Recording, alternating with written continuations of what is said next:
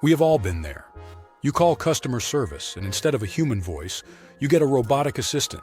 Press 1 for AI tech support, or hang up and visit our website for a more personalized experience. Which is a nice way of saying you are screwed. If you are perceptive like us, do the things that help all YouTube channels thrive. This channel is not sponsored or monetized. Support helps thoughtful content survive in an algorithm that usually only rewards outrage. What was once human help has turned into a digital maze. And the AI at the other end? Half the time, it does not even understand what you are asking. Customer service used to mean patience, empathy, and solutions. It meant someone who could actually listen. Automated systems were supposed to save us time. Instead, they waste more of it. Endless menus, repeated phrases, and dead ends. And when you finally break through, the human is extremely unuseful by design, if there even is a person left. Every dead end is another reminder that companies are tightening control while we keep giving it away. What do you think? Is this progress or just a way to control us? Drop your thoughts below unless you don't care. Just kidding. Maybe. Anyway, comment and let's get back to business. So yes, AI feels like the villain here. And it is easy to join the crowd pointing fingers at the machines, but let's be honest. The death of customer service did not start with AI. It started with us. For years, customer service representatives were treated like garbage, screamed at by customers who thought volume equals victory. So what happened? People quit, not because of AI, but because dealing with constant disrespect is not worth it. And let's be real.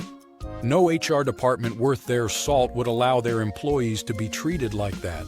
So instead of fixing the culture, the companies just cut the humans loose. Quick side quest. Ever heard the expression, worth their salt? It comes from ancient Greece, where salt was so valuable it became part of trade and pay. Later, Roman soldiers were literally paid in salt money, known as salarium argentum, the origin of the word salary. But anyways, moving on. So jobs opened up. And instead of fixing the culture, companies plugged the hole with automation. And when they did hire humans, they shipped the jobs overseas. Now your call for help lands in a different country, answered by someone making pennies on the dollar, with no labor protections, reading a script they cannot deviate from. Humans did not get driven out by machines. Humans drove humans out. I saw this myself recently. The service desk was short-staffed, and one employee was doing their best to keep up. But the real chaos was not the line. It was one customer. She stood there screaming that a $15 shirt was only worth $5.95 without a receipt. She hurled insults, made a scene, and then stormed out with the shirt. The worker had to go home not because of the workload, but because the abuse and name-calling broke them down. Soon, returns will be nothing but a kiosk that says, scan your receipt, drop the item in the slot, and wait a week for your refund.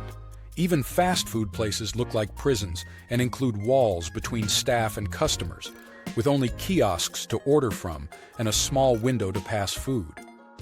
And if we do not change course soon, service jobs will not exist at all. We will all be too busy assembling drones for the military. That is the real tragedy. AI did not steal customer service.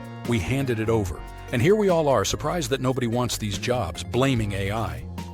The real issue is us, our impatience, our entitlement, our willingness to chew up human beings because we wanted instant answers. We all feel the difference. Customer service is not about service anymore. It is about cost cutting. It is about silencing complaints quickly, not solving them compassionately. So yes, AI killed the last piece of human connection in customer service, but only because we weakened it first. We created the conditions where nobody wanted the job, and then we handed the job to a bot. We would love to hear your opinion in the comments.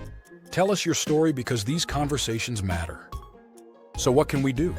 We can stop pretending AI stole something from us. We stole it from ourselves by forgetting that service requires humanity on both sides of the phone call. We can demand companies bring back people and treat them with dignity this time. We can choose to be kinder when we reach a human voice, because the death of customer service is not about AI winning. It is about us losing patience, losing empathy, and losing respect. And here's the good news. Human customer service is not a luxury. It is affordable, it works, and it builds loyalty. All we need to do is make the job enjoyable again. Treat workers with respect and stop using AI as a scapegoat. AI can answer your questions, but it cannot care. And a business without care is not a business. It is a vending machine that takes your money and tells you to have a nice day. AI should never be the face of a human business, and companies who hide behind that shield should not be trusted. Because when you need to press 32 buttons to reach a person around the globe just to cancel a subscription, instead of clicking a button online, that is not business. That is entrapment. Stay human, stay respectful, and as always, stay perceptive.